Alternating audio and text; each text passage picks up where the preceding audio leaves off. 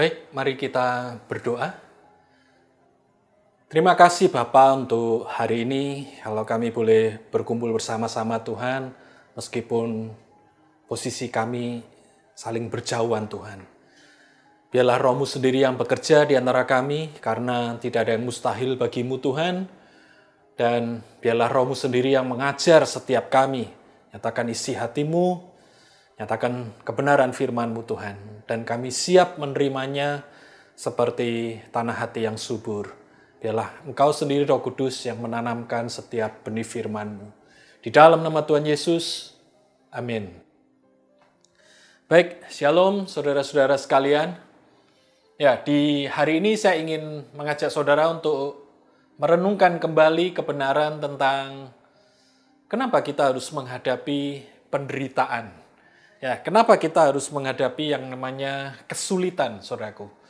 Ya, saya ingin berbagi tentang hal ini karena seperti yang kita ketahui, ya mungkin akibat badai COVID, maka tentunya mungkin banyak dari kita yang mengalami kesulitan, banyak di antara kita yang mengalami penderitaan. Ya, mungkin hanya satu yang bisa kita katakan, jangan pernah putus asa. Ya, jangan pernah putus asa, jangan pernah lari dari keadaan, saudaraku. Ya, tetapi tetaplah kuat terus di dalam Tuhan. Nah, hari ini kita akan melihat kenapa Tuhan mengizinkan kita untuk terus menghadapi yang namanya penderitaan atau bahkan mungkin kesulitan, ya, mengalami tekanan, bahkan mungkin penganiayaan. Nah, kita kembali kepada pesan Tuhan bahwa Tuhan punya rencana untuk menegakkan kerajaannya. Tuhan punya rencana untuk menegakkan kerajaan Allah. Ya, seperti Yesus berpesan, ya, bertobatlah sebab kerajaan surga sudah dekat. Nah, ternyata sejak dari awal Tuhan itu sudah punya rencana, dia sudah punya grand design, ya, melalui kita Tuhan ingin menunjukkan pemerintahannya di muka bumi. Ya, melalui kita Tuhan ingin menunjukkan pemerintahannya itu terjadi di muka bumi. Ya, kita lihat itu yang menjadi alasan kenapa Tuhan harus menciptakan Adam dan Hawa serupa dan segambar dengan dirinya sendiri. Ya, kenapa Tuhan harus menciptakan Adam dan Hawa serupa dan segambar dengan Dia? Sederhana sekali, karena Adam dan Hawa punya satu mandat, punya satu perintah untuk menguasai bumi dan memerintah bumi ini.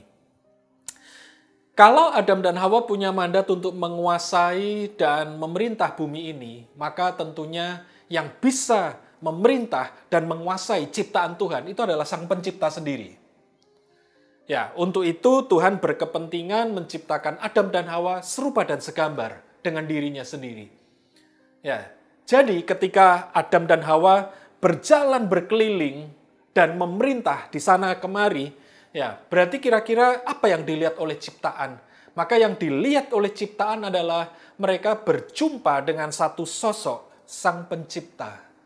Kenapa saya sebut berjumpa dengan satu sosok Sang Pencipta? Karena Adam dan Hawa diciptakan serupa dan segambar. Kalau serupa dan segambar berarti melihat Adam dan Hawa itu seperti melihat Tuhan sendiri. Mendengarkan Adam dan Hawa berbicara itu seperti melihat Tuhan yang sedang berbicara. Adam dan Hawa merefleksikan pemerintahannya di muka bumi. Maksudnya pemerintahan Tuhan di muka bumi. Ya. Nah, ternyata apa rencana Tuhan untuk kita, orang-orang percaya? Apa rencana Tuhan atas gerejanya? Nah, coba kita lihat juga di kitab penutup. Tadi kita lihat di kitab pembuka, kitab Kejadian. Ya, bagaimana Tuhan menciptakan manusia pada awalnya. Nah, sekarang kita lihat di kitab penutup. Nah, di mana di kitab penutup, coba yaitu di Wahyu 22, ya, Wahyu 22 berarti Wahyu pasal terakhir, dan kemudian di ayatnya yang kelima. Wahyu 22 ayatnya yang kelima dikatakan, Dan malam tidak akan ada lagi di sana, dan mereka tidak memerlukan cahaya lampu dan cahaya matahari. Sebab Tuhan Allah akan menerangi mereka.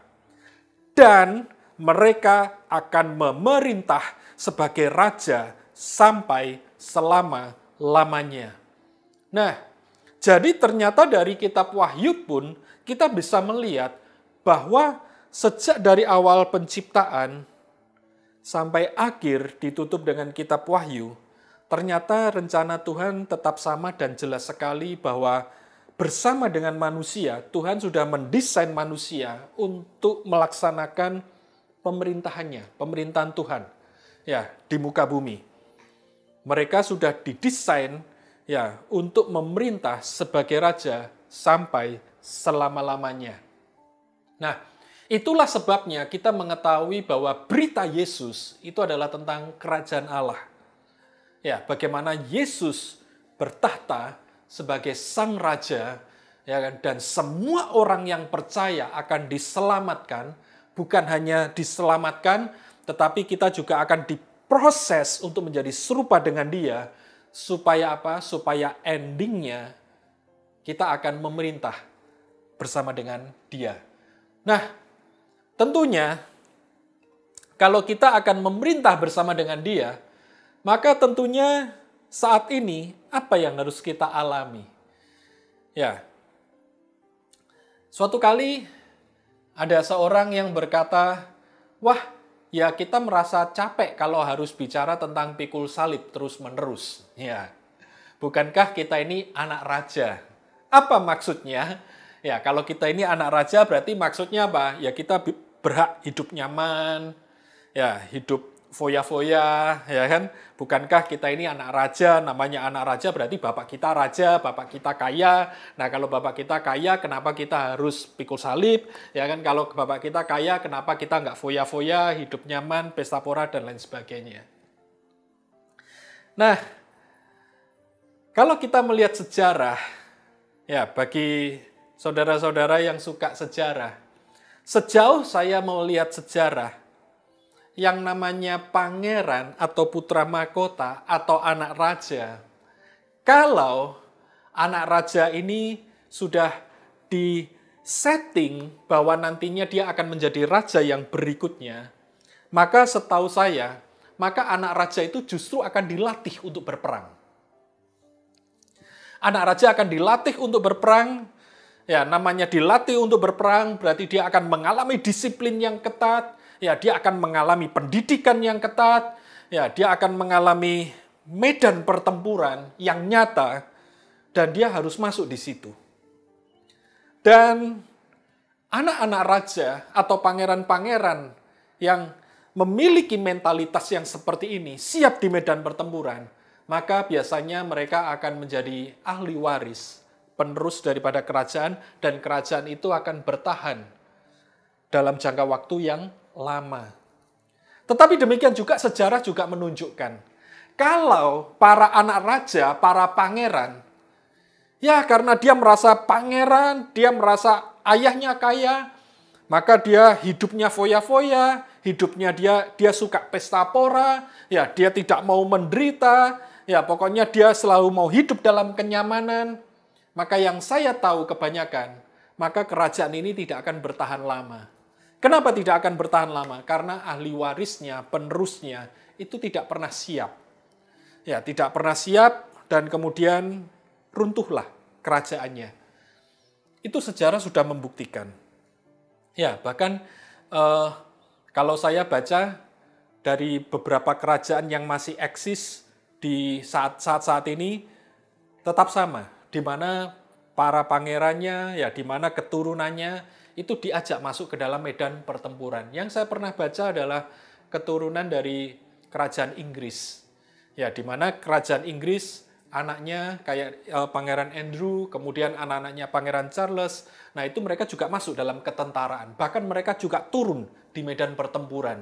Tujuannya untuk apa? Tujuannya adalah karena memang mereka harus dilatih untuk berperang.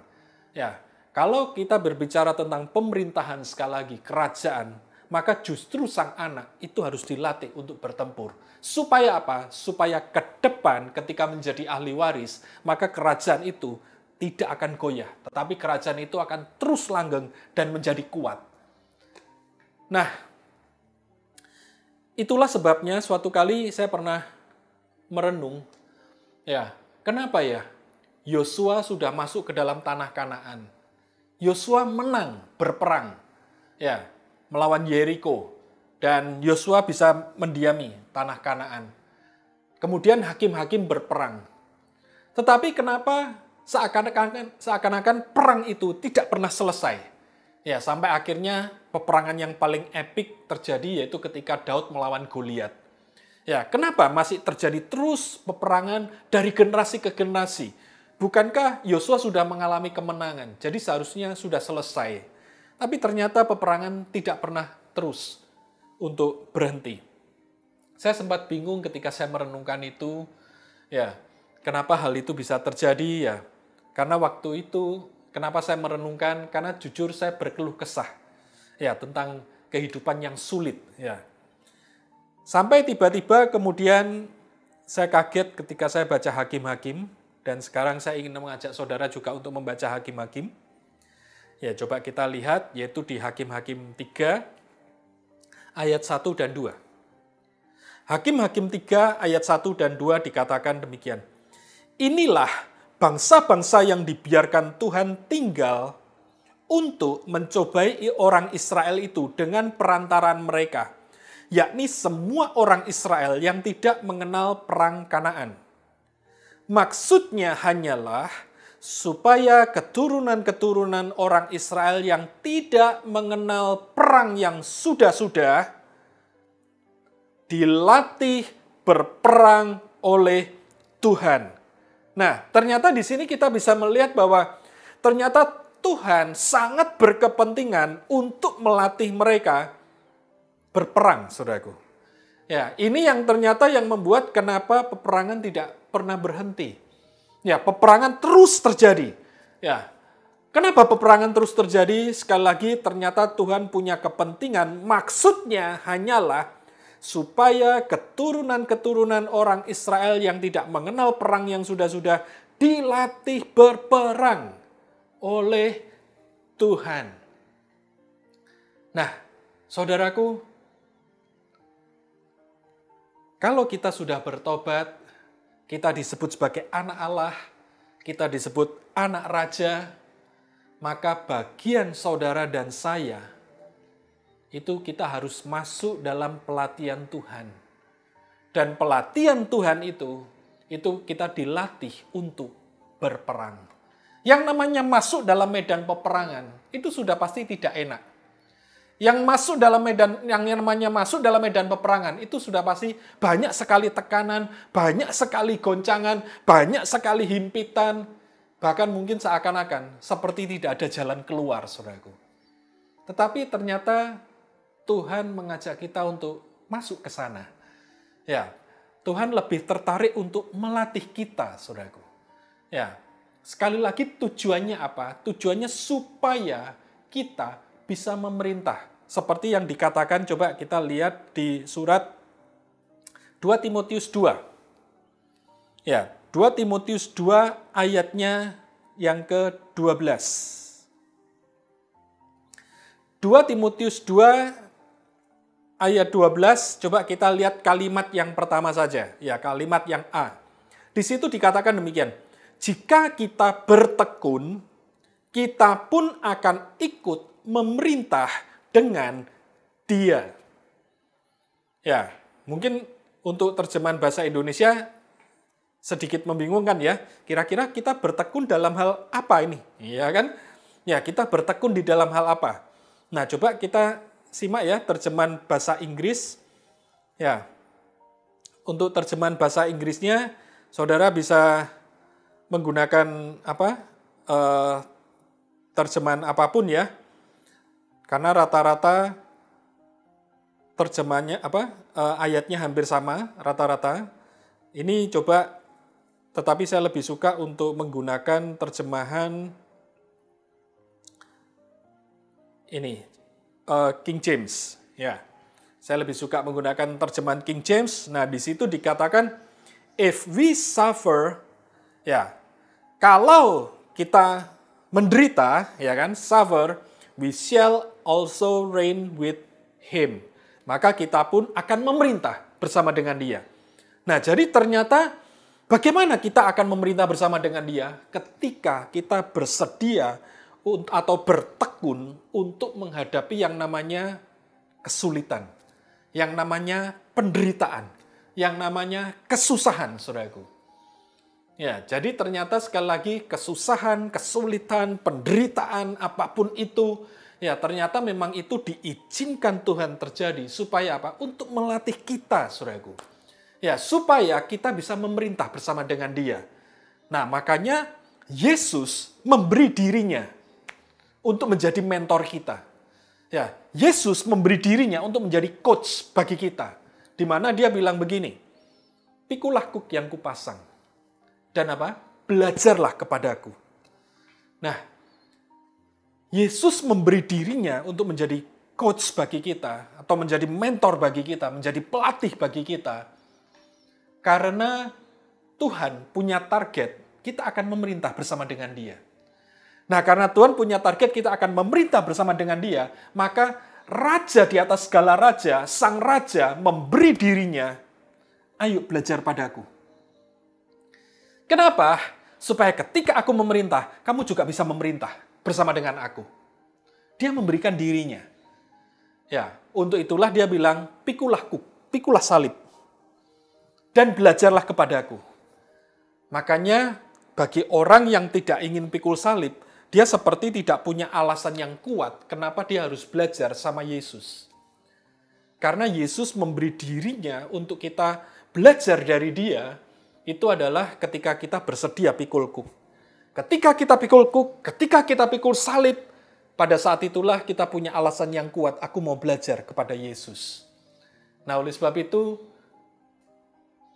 di tengah-tengah badai COVID, mungkin banyak di antara kita yang mengalami kesulitan, penderitaan, himpitan, kesusahan yang sangat berat. Justru ini adalah momen yang sangat tepat sekali lagi untuk kita belajar sama Yesus. Dengan satu visi jauh ke depan. Kenapa? Karena Yesus punya keinginan kita akan memerintah bersama dengan dia. Jadi ini merupakan saat yang tepat, saudaraku, sekali lagi, untuk kita belajar dari dia. Makanya Petrus pun memberi nasihat demikian.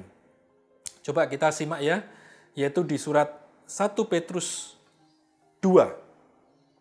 1 Petrus 2 ayatnya yang ke-21.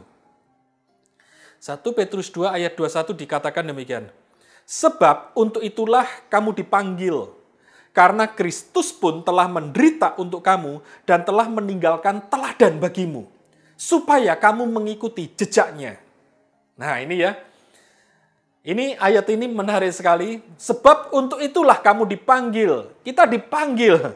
Karena Kristus pun telah menderita untuk kamu dan telah meninggalkan teladan bagimu, supaya kamu mengikuti jejaknya. Jadi ternyata kita harus belajar sama Yesus, meneladani Yesus, dan mengikuti jejak yang sudah dia tinggalkan, yaitu dalam hal apa? Kekuatan untuk mengalami penderitaan, saudaraku.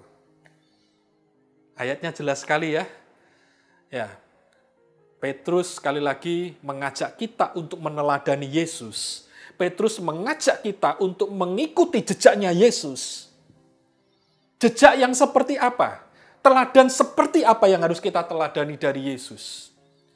Yaitu kekuatan atau kemampuan untuk mengalami penderitaan, saudaraku. Oleh sebab itu, bentengi dirimu, ya, bangun mentalitas dalam diri kita masing-masing, saudaraku. Dengan satu kesediaan untuk menghadapi kesulitan. Dengan keberanian, dengan kekuatan untuk menghadapi penderitaan, saudaraku. Ya, jangan pernah menyerah. Ya, apalagi ini kita masuk di bulan Agustus kan ya. Ya, bagi bangsa Indonesia bulan ini adalah bulan pahlawan. Ya, bulan ini adalah bulan proklamasi. Ya, bulan kemerdekaan. bulan pembebasan bagi bangsa kita. Ya, yang kita bisa rasakan spiritnya, yaitu untuk apa? Berani menghadapi tekanan, berani menghadapi kesulitan, ya, berani untuk menghadapi penjajahan. Supaya apa? Supaya kita bisa merdeka. Ya, kenapa? Karena ketika kemerdekaan terjadi, maka kita bisa melihat masa depan kita penuh dengan cemerlang. Ya, luar biasa sekali. Nah, oleh sebab itu, demikian juga di bulan Agustus ini, saudaraku, saya ingin mengingatkan untuk setiap kita belajar dari Kristus. Jangan pernah takut untuk menghadapi kesulitan. Jangan pernah takut untuk menghadapi penderitaan. Ayat yang terakhir. Ya, kita lihat apa keuntungan daripada penderitaan. Nah, coba kita lihat 1 Petrus 1 ayat 6 dan 7. 1 Petrus 1 ayat 6 dan 7 dikatakan demikian. Bergembiralah akan hal itu, sekalipun sekarang ini kamu seketika harus berduka cita oleh berbagai-bagai pencobaan. Keren kan? Ternyata Petrus menyuruh kita itu bergembira. Kenapa? Karena kita diizinkan untuk masuk dalam berbagai macam pencobaan dan duka cita. Maksud semuanya itu ialah untuk membuktikan kemurnian imanmu, yang jauh lebih tinggi nilainya daripada emas yang fana, yang diuji kemurniannya dengan api, sehingga kamu memperoleh puji-pujian dan kemuliaan dan kehormatan pada hari Yesus Kristus menyatakan dirinya. Dengan kata lain, berbagai macam pencobaan, berbagai macam tekanan, duka cita yang dihadapi, saudaraku, itu adalah satu tantangan untuk mengeluarkan yang terbaik dari dalam diri kita. Ya, seperti dikatakan kemurnian imanmu yang lebih berharga daripada emas. Jadi Tuhan sudah punya rencana untuk kita akan memerintah bersama dengan Dia. Nah, karena Tuhan sudah punya rencana kita akan memerintah bersama dengan Dia, maka Dia harus membawa kita masuk ya dalam medan pertempuran. Tujuannya untuk apa? Untuk kita dilatih berperang. Tetapi kita tidak sendirian. Kenapa kita tidak sendirian? Karena Yesus sudah memberi dirinya untuk menjadi teladan. Yesus sudah memberi dirinya untuk kita ikuti jejaknya. Bukan hanya kita ikuti jejaknya, bukan hanya menjadi teladan, bahkan Yesus memberi dirinya untuk menjadi mentor kita. Pikulahku, belajarlah kepadaku. Ya, untuk menjadi mentor kita. Ya, terus bersama-sama dengan kita. Tujuannya apa, saudaraku? Tujuannya supaya kita bisa tekun untuk menghadapi itu semua. Kita punya keberanian untuk menghadapi kesulitan. Ya, punya keberanian untuk menghadapi penderitaan. Supaya muncul yang terbaik dari dalam diri kita. Ya, karakter yang luar biasa muncul. Mentalitas yang luar biasa muncul dari dalam diri kita. Kreativitas muncul dari dalam diri kita. The best of me, ya kan? Yang terbaik dari dalam diri kita bersama dengan Kristus. Dimunculkan semuanya, saudaraku.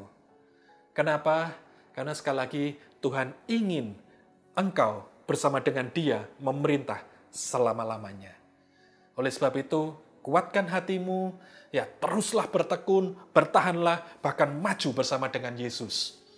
Ya, kenapa? Karena engkau akan memerintah bersama dengan Dia. Tuhan Yesus memberkati. Mari kita berdoa. Terima kasih Bapa, berbicaralah Engkau lebih banyak lagi kepada setiap kami. Nyatakan isi hatimu Tuhan, nyatakan keinginanmu untuk setiap kami. Dan biarlah kami berserah Tuhan untuk masuk di dalam tuntunanmu. Terima kasih Bapa, di dalam nama Tuhan Yesus. Amin.